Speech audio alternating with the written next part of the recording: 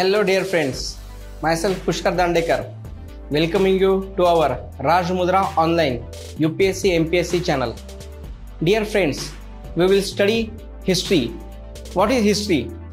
Friends, history is just continuous communication between past and present with regards to future.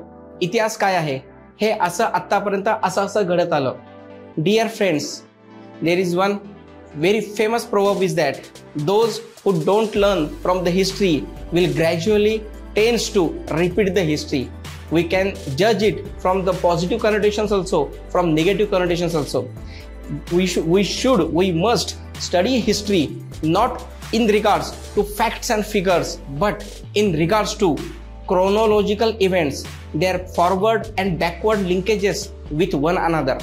Dear friends, with my lecture series, you will surely love our topic in depth, in lucid way. Thank you.